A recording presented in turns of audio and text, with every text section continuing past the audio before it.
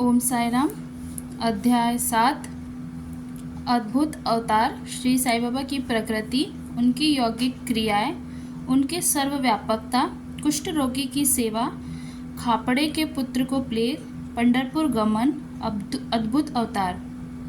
श्री साईं बाबा समस्त यौगिक क्रियाओं में पारंगत थे। 6 प्रकार की क्रियाएं के तो वह पूर्व ज्ञाता थे। 6 क्रियाएं जिनमें धोती, खंड योग और समाधि आदि भी सम्मिलित है। यदि कहा जाए कि वे हिंदू थे तो आकृति से वे यवन से प्रतीत होते थे। कोई भी यह निश्चय पूर्वक नहीं कह सकता था कि वे हिंदू थे या यवन। वे हिंदुओं का रामनवमी उत्सव यथाविधि मनाते थे, साथ ही मुसलमानों का चंदम उत्सव भी। वे उत्सव में कुश्ती का प्रोत्साहन तथा विजेताओं को पर्याप्त पुरस्कार देते थे। गोकुल अष्टमी को वे गोपाल काला उत्सव भी बड़ी धूमधाम से मनाने थे। ईद के दिन वे मुसलमानों को मस्जिद में नमाज पढ़ने के लिए आमंत्रित किया करते थे। एक समय मुहर्रम के अवसर पर मुसलमानों ने मस्जिद में ताजिया बनाने तथा कुछ दिन वहां रहकर फिर जुलूस बनाकर गांव से निकालने का कार्यक्रम रचा। श्री साईं बाबा ने केवल 4 दिन ताजियों को वहां रखने दिया और बिना किसी राग द्वेष के 5वें दिन वहां से हटवा दिया। यदि कहे कि वो यवन थे तो उनके कान हिंदुओं की रीति के अनुसार छिदे हुए थे। यदि कहे कि वे हिंदू थे तो वे सुन्नता कराने के पक्ष में थे। नाना साहेब चांदोरकर, जिन्होंने उनको समीप से देखा था, उन्होंने बतलाया था कि उनकी सुन्नत नहीं हुई थी। साई लीला पत्रिका श्री BV देव द्वारा लिखित शीर्षक बाबा यवन की हिंदू, पृष्ठ 562 देखो। यदि कोई उन्हें हिंदू घोषित करे तो वे सदा मस्जिद में निवास करते थे। यदि यवन कहे तो वे सदा वहां धूनी प्रज्वलित रखते थे तथा अन्य कर्म जो इस्लाम धर्म के विरुद्ध थे, जैसे चक्की पीसना, शंख तथा घंटानाद, होम आदि कर्म करना, अन्नदान और अर्क द्वारा पूजन आदि सदैव वहां चलते रहते थे। यदि कोई कहे कि वो यवन थे तो कुलीन ब्राह्मण और अग्निहोत्री भी अपने नियमों का उल्लंघन कर सदा उनको साष्टांग नमस्कार किया करते थे। जो उनके स्वदेश का पता लगाने गए, उन्हें अपना प्रश्न ही विस्मृत हो गया और वे उनके दर्शन मात्र से मोहित हो गए। अस्तु इसका निर्णय कोई न कर सका कि यथार्थ में साईं बाबा हिंदू थे या यवन। इसमें आश्चर्य ही क्या है। जो अहं व इंद्रियजय सुखों को तिलांजलि देकर ईश्वर की शरण में आ जाता है तथा जब उसे ईश्वर के साथ अभिन्नता प्राप्त हो जाती है, तब उसकी कोई जाति पाति नहीं रह जाती। इसी कोटि में श्री साईं बाबा थे। वे जातियों और प्राणियों में किंचित मात्र भी भेदभाव नहीं रखते थे। फकीरों के साथ वे आमिष और मछली का सेवन भी कर लेते थे। कुत्ते भी उनके भोजन पात्र में मुंह डालकर स्वतंत्रता पूर्वक खाते थे, परंतु उन्होंने कभी कोई आपत्ति नहीं की। ऐसा अपूर्व और अद्भुत श्री साईं बाबा का अवतार था। गत जन्मों के शुभ संस्कारों के परिणाम स्वरूप मुझे भी उनके श्री चरणों के समीप बैठने और उनका सत्संग लाभ उठाने का सौभाग्य प्राप्त हुआ। मुझे जिस दिन आनंद व सुख का अनुभव हुआ, उसका वर्णन मैं किस प्रकार कर सकता हूँ। यथार्थ में बाबा अखंड सच्चिदानंद थे। उनकी महानता, अद्वितीयता का बयान कौन कर सकता है। जिससे उनके श्री चरण कमलों की शरण ली, उसे साक्षात्कार की प्राप्ति हुई। अनेक सन्यासी, साधक और मुमुक्षु जन भी श्री साईं बाबा के पास आया करते थे। बाबा भी सदैव उनके साथ चलते फिरते, उठते बैठते, उनसे वार्तालाप कर उनका चित्तरंजन किया करते थे। अल्लाह मालिक सदैव उनके होठों पर था। वे कभी भी विवाद और मतभेद में नहीं पड़ते थे तथा सदा शांत और स्थिर रहते थे, परंतु कभी कभी वे क्रोधित हो जाया करते थे। वे सदैव ही वेदांत की शिक्षा दिया करते थे। कोई भी अंत तक ना जान सका कि श्री साईं बाबा वास्तव में कौन थे। अमीर और गरीब दोनों उनके लिए एक समान थे। वे लोगों के गुह्य व्यापार को पूर्णतः जानते थे और जब वे रहस्य प्रकट करते तो सब विस्मित हो जाते थे। स्वयं ज्ञानावतार होकर भी वे सदैव अज्ञानता का प्रदर्शन किया करते थे। उन्हें आदर सत्कार से सदैव अरुचि थी। इसी प्रकार का श्री साईं बाबा का वैशिष्ट्य था। थे तो वे शरीरधारी, परंतु कर्मों से उनकी ईश्वरीयता स्पष्ट झलकती थी। शिरडी के सकल नर नारी जिन्हें परम ब्रह्मा ही मानते थे। बाबा की प्रकृति। मैं मूर्ख जो हूँ श्री साईं बाबा की अद्भुत लीलाओं का वर्णन नहीं कर सकता। शिरडी के प्रायः समस्त मंदिरों का उन्होंने जीर्णोद्धार किया। श्री तात्या पाटिल के द्वारा शनि, गणपति, शंकर, पार्वती, ग्राम देवता और हनुमान जी आदि के मंदिर ठीक करवाए। उनका दान भी विलक्षण था। दक्षिणा के रूप में वे जो धन एकत्रित होता था उनमें से वे किसी को 20 रुपये, किसी को 15 रुपये या किसी को 50 रुपये इस प्रकार प्रतिदिन स्वच्छतापूर्वक वितरण कर देते थे। प्राप्तिकर्ता उसे शुद्ध दान समझता था। बाबा की भी सदैव यही इच्छा थी कि उसका उपयुक्त रीति से व्यय किया जाए। बाबा के दर्शन से भक्तों को अनेक प्रकार का लाभ पहुंचता था। अनेकों निष्कपट और स्वस्थ बन गए। दुष्ट आत्मा पुण्य आत्मा में परिणत हो गए। अनेकों कुष्ठ रोग से मुक्त हो गए और अनेकों को मनोवांछित फल की प्राप्ति हो गई। पंगुओं की पंगुता नष्ट हो गई। उनकी कीर्ति दूर दूर तक फैलती गई और भिन्न भिन्न स्थानों से यात्रियों के झुंड शिरडी आने लगे। बाबा सदा धुनी के पास ही आसन जमाए रहते और वहीं विश्राम किया करते थे। वे कभी स्नान करते और कभी स्नान किए बिना ही समाधि में लीन रहते थे। वे सिर पर एक साफा, कमर में एक धोती और तन ढकने के लिए कफनी धारण करते थे।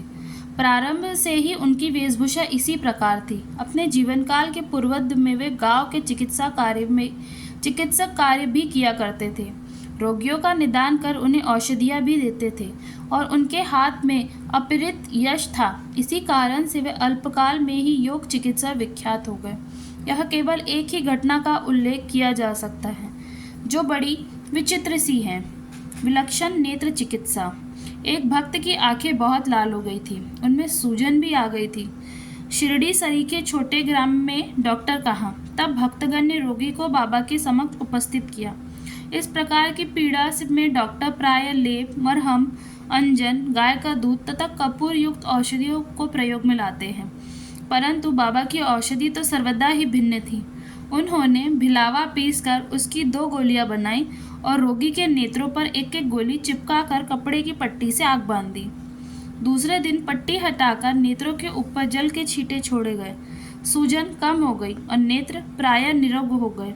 नेत्र शरीर का एक अति सुकोमल अंग है, परंतु बाबा की औषधि से कोई हानि नहीं पहुंची, बल्कि नेत्रों की व्याधि दूर हो गई। इस प्रकार अनेक रोगी निरोग हो गए। यह घटना तो केवल उदाहरण स्वरूप ही यहाँ दी गई है। बाबा की यौगिक क्रियाएं। बाबा को समस्त यौगिक प्रयोग और क्रियाएं ज्ञात थी। उनमें से केवल 2 का ही उल्लेख यहाँ किया जा सकता है। धोती क्रिया, आते स्वच्छ करने की क्रिया। प्रति तीसरे दिन बाबा मस्जिद से पर्याप्त दूरी पर एक वट वृक्ष के नीचे किया करते थे। एक अवसर पर लोगों ने देखा कि उन्होंने अपनी आंतों को उधर से बाहर निकालकर उन्हें चारों ओर से स्वच्छ किया और समीप के वृक्ष पर सूखने के लिए रख दिया। शिरडी में इस घटना की पुष्टि करने वाले लोग आज भी जीवित हैं। उन्होंने इस सत्य की परीक्षा भी की थी। साधारण धोती क्रिया एक 3 चौड़े व 22.5 लंबे गीले कपड़े के टुकड़े से की जाती है। इस कपड़े को मुंह के द्वारा उदर में उतार दिया जाता है तथा उसे लगभग आधा घंटे तक रखे रहते हैं ताकि उसका पूरा प्रभाव हो जाए। तत्पश्चात उसे बाहर निकाल लेते हैं। पर बाबा की तो यह धौती क्रिया सर्वदा विचित्र और असाधारण ही थी। खंड योग। एक समय बाबा ने अपने शरीर के अवयव पृथक पृथक कर मस्जिद के भिन्न भिन्न स्थानों पर बिखेर दिए। अकस्मात उसी दिन एक महाशय मस्जिद में पधारे और अंगों को इस प्रकार यहाँ वहाँ बिखरा देखकर बहुत ही भयभीत हुए।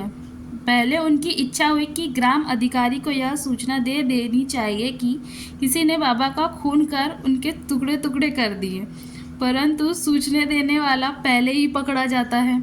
यह सोचकर वह मौन रहे।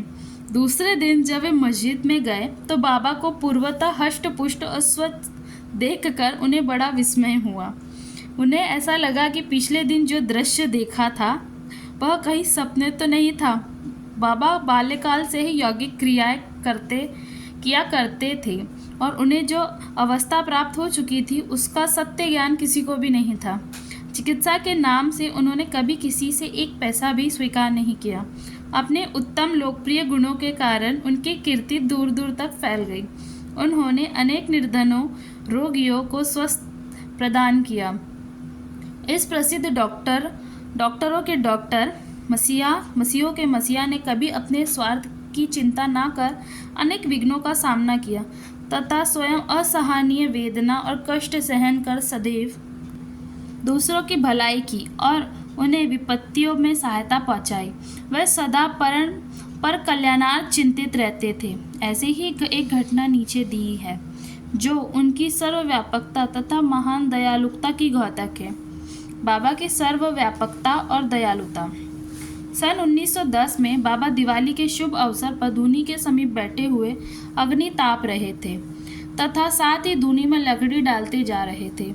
धूनी प्रचंडता से प्रज्वलित थी। कुछ समय पश्चात उन्होंने लकड़ियां डालने के बदले अपना हाथ धूनी में डाल दिया। हाथ बुरी तरह से झुलस गया। नौकर माधव और माधवराव देशपांडे ने बाबा को धूनी में हाथ डालते देखकर तुरंत दौड़कर उन्हें बलपूर्वक पीछे खींच लिया। माधवराव ने बाबा से कहा, देवा, आपने ऐसा क्यों किया? बाबा सावधान होकर कहने लगे, यहाँ से कुछ दूरी पर एक लोहारन जब भट्टी धौक रही थी, उसी समय उसके पति ने उसे बुलाया। कमर पर बैठे हुए शिशु का ध्यान छोड़ वह शीघ्रता से वहां दौड़कर गई। अभाग्यवश शिशु फिसल कर भट्टी में गिर पड़ा। मैंने तुरंत भट्टी में हाथ डालकर शिशु के प्राण बचा लिए। मुझे अपना हाथ जल जाने का कोई दुख नहीं है, परंतु मुझे संतोष है कि एक मासूम शिशु के प्राण बच गए। कुष्ठ रोगी की सेवा। माधवराव देशपांडे के द्वारा बाबा का हाथ जल जाने का समाचार पाकर श्री नाना साहेब चांदोरकर बम्बई के सुप्रसिद्ध डॉक्टर शिव परमानंद के साथ दवाइयाँ, लेप, लिंट, मरहम तथा पट्टियाँ आदि साथ लेकर शीघ्रता से शिरडी आए। उन्होंने बाबा से डॉक्टर परमानंद को हाथ की जांच करने और जले हुए स्थान में दवा लगाने की अनुमति मांगी। यह प्रार्थना अस्वीकृत हो गई। हाथ जल जाने के पश्चात एक कुष्ठ रोगी पीड़ित भक्त भागोजी शिंदे उनके हाथ पर सदैव पट्टी बांधते थे। उनका कार्य था प्रतिदिन जले हुए स्थान पर घी मलना और उसके ऊपर एक पट्टा रखकर पट्टियों से पुनः पूर्वतः कस कर बांध देना। घाव शीघ्र भर जाए, इसके लिए नाना साहेब चांदोरकर ने पट्टी छोड़ने तथा डॉक्टर परमानंद से जांच और चिकित्सा कराने का बाबा से बार बार अनुरोध किया। डॉक्टर परमानंद ने भी अनेक बार प्रार्थना की, परंतु बाबा ने यह कहते हुए टाल दिया कि केवल अल्लाह ही मेरा डॉक्टर है। उन्होंने हाथ का परीक्षण करवाना अस्वीकार कर दिया। डॉक्टर परमानंद की दवाइयाँ शिरडी के वायुमंडल में न खुल सकी और न ही उनका उपयोग हो सका। फिर भी डॉक्टर साहब का परम भाग्य था जो उन्हें बाबा के दर्शन का लाभ हुआ। भागोजी को दवा लगाने की अनुमति मिल गई। कुछ दिनों के उपरांत जब घाव भर गया तब सब भक्त सुखी हो गए, परंतु प्रतिदिन प्रातःकाल घृत से हाथ की मालिश और पुनः कसकर पट्टी बांधना श्री साईं बाबा की समाधि पर्यंत यह क्रम इसी प्रकार चलते रहा। श्री साईं बाबा श्रद्धापूर्वक सिद्ध को यथार्थ में इस चिकित्सा की भी कोई आवश्यकता नहीं थी, परंतु भक्तों के प्रेमवश उन्होंने भागोजी की यह सेवा अर्थात उपासना निर्विघ्न स्वीकार की। जब बाबा लेंडी क्यों जाते तो भागोजी छाता लेकर उनके साथ ही जाते थे। प्रतिदिन प्रातःकाल जब बाबा धुनी के पास आसन पर विराजते तब भागोजी वहां पहले से ही उपस्थित रहकर अपना कार्य प्रारंभ कर देते। भागोजी ने पिछले जन्म में अनेक पाप कर्म किए थे, इस कारण वे कुष्ठ रोग से पीड़ित थे। उनकी उंगलियां गल चुकी थी और शरीर पीप आदि से भरा हुआ था, जिससे दुर्गंध भी आती थी। यद्यपि ब्रह्म दृष्टि से वे दुर्भागी प्रतीत होते थे, परंतु बाबा का प्रधान सेवक होने के नाते यथार्थ में वे ही अधिक भाग्यशाली तथा सुखी थे। उन्हें बाबा के सानिध्य का पूर्ण लाभ प्राप्त हुआ। बालक खापड़े का प्लेग। अब मैं बाबा की एक दूसरी अद्भुत लीला का वर्णन करूंगा। श्रीमती खापड़ले अमरावती के श्री दादा साहब खापड़ले की धर्मपत्नी अपने छोटे पुत्र के साथ कई दिनों से शिरडी में थी। पुत्र तीव्र ज्वर से पीड़ित था। पश्चात उसे प्लेग की गिल्टियाँ गाढ़ भी निकल आई। श्रीमती खापड़ले भयभीत हो घबराने लगी और अमरावती लौट जाने का विचार करने लगी। संध्या समय जब बाबा वायु सेवन के लिए वाड़े, अब जो समाधि मंदिर कहा जाता है, के पास से जा रहे थे, तब उन्होंने उनसे लौटने की अनुमति मांगी तथा कंपित स्वर से कहने लगी कि मेरा प्रिय पुत्र प्लेग से ग्रस्त हो गया है, अतः अब मैं घर लौटना चाहती हूँ। प्रेम पूर्वक उनका समाधान करते हुए बाबा ने कहा, आकाश में बहुत बादल छाए हुए हैं उनके हटते ही आकाश पूर्वतः स्वच्छ हो जाएगा। ऐसा कहते ही उन्होंने कमर तक अपनी कफनी ऊपर उठाई और वहां उपस्थित सभी लोगों को अंडों के बराबर 4 गिटलियां दिखाकर कहा, देखो मुझे अपने भक्तों के लिए कितना कष्ट उठाना पड़ता है, उनके कष्ट मेरे हैं। यह विचित्र और असाधारण लीला देखकर लोगों को विश्वास हो गया कि संतों को अपने भक्तों के लिए किस प्रकार कष्ट सहन करने पड़ते हैं। संतों का हृदय मोम से भी नरम तथा मक्खन जैसा कोमल होता है। वे अकारण ही भक्तों से प्रेम करते हैं और उन्हें अपना निजी संबंधी समझते हैं। पंढरपुर गमन और निवास। बाबा अपने भक्तों से कितना प्रेम करते और किस प्रकार उनकी समस्त इच्छाओं तथा समाचारों को पहले से ही जान लेते थे, इसका वर्णन कर मैं यह अध्याय समाप्त करूंगा। नाना साहेब चांदोरकर बाबा के परम भक्त थे। वे खानदेश में नंदुरबार के मामलतदार थे। उनका पंढरपुर को तबादला हो गया और श्री साईं बाबा की भक्ति उन्हें फलदायी हो गई, क्योंकि उन्हें पंढरपुर, जो भुवे कुंड पृथ्वी का स्वर्ग श्रद्धा से ही समझा जाता है, उसमें रहने का अवसर प्राप्त हो गया। नाना साहेब को शीघ्र ही कार्यभार संभालना था, इसीलिए वे किसी को पूर्व पत्र या सूचना दिए बिना ही शीघ्रता से शिरडी को रवाना हो गए। वे अपने पंढरपुर शिरडी में अचानक ही पहुंचकर अपने विठोबा बाबा को नमस्कार कर फिर आगे प्रस्थान करना चाहते थे। नाना साहेब के आगमन की किसी को भी सूचना न थी, परंतु बाबा तो सर्वज्ञ थे। जैसे ही नाना साहेब नीमगांव पहुंचे, जो शिरडी से कुछ ही दूरी पर है, बाबा महालसापति, अप्पा शिंदे और काशीराम से वार्तालाप कर रहे थे। उसी समय मस्जिद में स्तंभता छा गई और बाबा ने अचानक कहा कि चलो चारों मिलकर भजन करें।